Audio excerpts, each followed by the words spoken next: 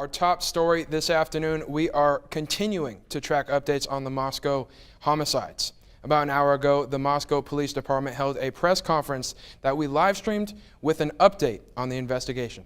They say that the Latah County Sheriff's Office, the Idaho State Police, and the FBI are all involved with this investigation.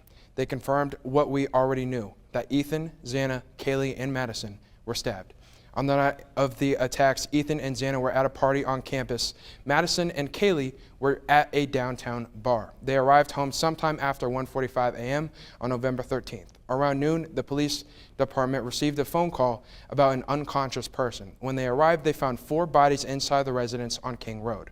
All 4 were stabbed with a knife, but they haven't found the weapon. There was no sign of forced entry at the residence. Investigators are still looking for evidence. They say 2 other residents were at the home when the attacks happened, and when the police arrived, they were still there. They say the autopsies are taking place today. Police say that they believe this was an isolated, targeted attack. They say the individual is still out there, and they do not have a suspect at this time. They want to remind the public to report any police activity. The phone number is on your screen. They say they don't know the identity or location of the suspect or the knife. They say that they cannot say there's no threat to the community. Police continue to say that they should have had the press conference a day or so ago. Albert. And we've been following updates on the situation all day from our newsroom here in Pullman and over in Moscow. That's where our own Aaron Monson joins us live. Aaron, you were in the room during the press conference. What was the atmosphere like? Thank you, Albert. Yeah, I'm standing here outside the memorial for the students that were tragically passed away. I just came from the press conference, and the all-around atmosphere, that whole thing was just, it felt like I was in a funeral, and it was heartbreaking to see, especially U of I President Scott Green holding back tears as he said his condolences for the family and how the community of U of I needs to just grieve together so they can be there for each other.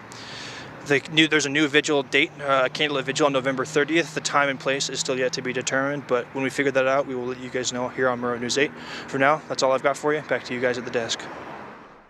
Aaron, thank you. In the days since the tragedy, new footage has surfaced that appears to show the victims just over an hour before police say they were killed. Take a look at your screen here. You'll see what appears to be Madison Mogan and Kaylee Gonzalez ordering from a Moscow food truck just before 2 a.m. Police estimate that they were killed sometime from 3 to 4 a.m. Investigators say they are still working to establish a timeline of the homicide. And in a statement today, WSU Police Chief Gary Jenkins echoed sentiments that the broader community is safe even after Sunday's discovery. He says in situations like this, there's a balance between providing information to keep the community safe and preserving the integrity of an investigation. His statement reads in part, quote, "I've been assured by the Moscow Police Department that, based on the information from their preliminary investigation, investigators believe this was an isolated, targeted attack, and there is no imminent threat to the community at large." He goes on to say, "We will continue to monitor the investigation and immediately communicate information via WSU Alert if we become aware of a potential threat to the WSU community at any time," end quote.